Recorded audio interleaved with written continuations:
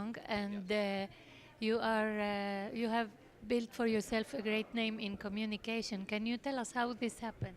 Definitely. So when I was in college at Williams College in Massachusetts, I wrote about a number of issues for national outlets. So for the Washington Post, the Wall Street Journal, Huffington Post, The Nation. How did you start writing? I always loved reading, and that then translated into a love of writing. And so I worked very closely with mentors and professors to improve my writing. And so then I tried my hand at journalism and started submitting op-eds to editors. And so I was writing about issues of race and class and free speech and open dialogue on college campuses. Did you feel open dialogue was censored in your campus? I did. So I actually invited controversial speakers to campus, and one of those speakers was disinvited because of the content of his remarks. And so my defense of that speaker's right to speak is what led to me testifying before the U.S. Senate Judiciary Committee, and then giving a TED Talk, writing a book, and then appearing here today. Who is he, and what was his controversial talk? So the speaker's name was John Derbyshire. He was a writer for a conservative magazine in the U.S. called the National Review, and he made controversial remarks about race and intelligence and the differences between races. And so one of the reasons why I wanted to bring him was because the views that he held on a number of issues were similar to those of the President of the United States. And though I deeply disagreed, the current president, and though I deeply disagreed, I thought it would be important for us to hear those views and engage with them. That way we could counter them better. And so they censored him, and even when you didn't agree with him, you defended his right to talk. Exactly, yes. And my hope was that in doing so, we would then be better able to counter-argue, we'd gain a deeper understanding of humanity, and really just the complexity of the issues that we face. And what happened? So after my defense, that led to some progress on campus. There were more students who were willing to engage, but it was also very difficult, and it was tough, and it was a slow process. So ultimately, it led to me having a number of opportunities to sort of develop a public platform and to contribute my opinion with respect to these issues in broader spaces. So that I've really appreciated. And how did you progress in open debate? So in open debates, my first goal would be to hear the other side, to try to deconstruct the argument, to ask certain questions that would give me a better understanding of their position, and then to move from there into a series of points as to why I felt my position was stronger or better. It sounds like that French Voltaire, was it? Yep, that exactly. said, I don't agree with him, but I will defend his right to the death. Yeah, exactly. Yes, I totally believe in that. Absolutely, yes, I do.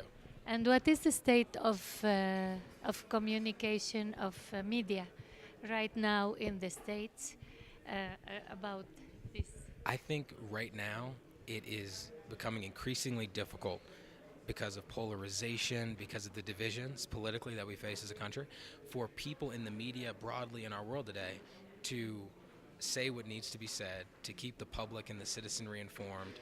And I don't think certain political leaders are setting the best example in terms of how to have civil and constructive conversation.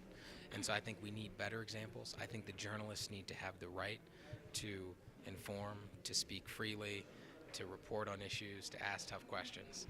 And I think we need to do a better job of encouraging that, especially from the top. And what do you do to make this happen? So right now I'm trying to write more about it. I'm trying to speak about it when I can. I'm trying to listen and learn from all of those who are engaged and have more experience than I do. Have you been threatened because of your views? I have. There have been times where I've faced implicit threats. There have been times where I've faced significant displeasure and discontent from those with whom I disagree deeply.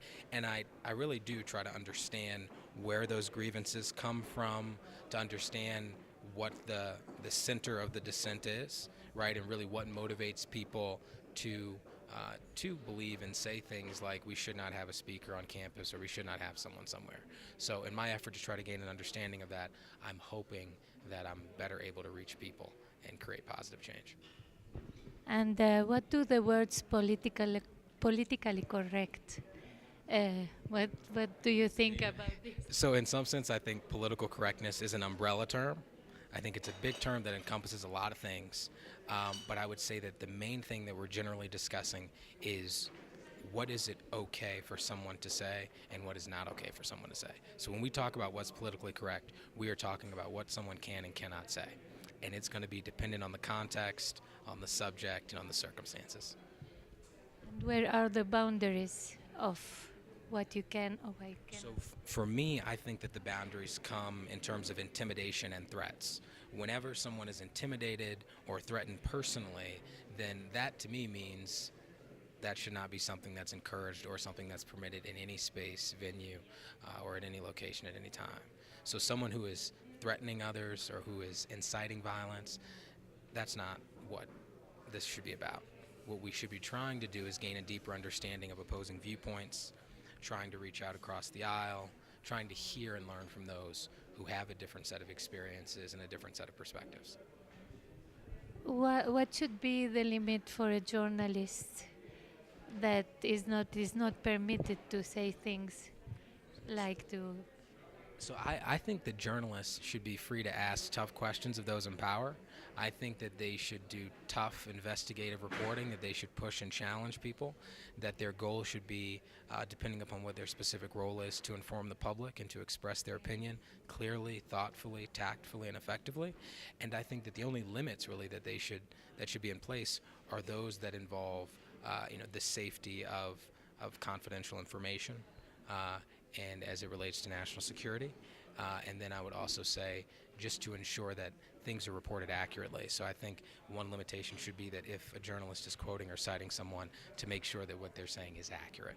Because right now with social media in the world, it's so easy to distort what someone says or have just a fraction or fragment of a broader statement. Are you willing to die for your views? I'm willing to, that's a tough question. I would say I am certainly willing to do everything I can, everything in my power to defend the views that I believe in. And I would say that for me, I hope that the work that I'm doing now and continuing doing this work will allow me to make a positive difference in the communities I come from and communities more broadly. And finally, what are your plans? So I hope to pursue a career in public service and to one day run for elected office. Thank you.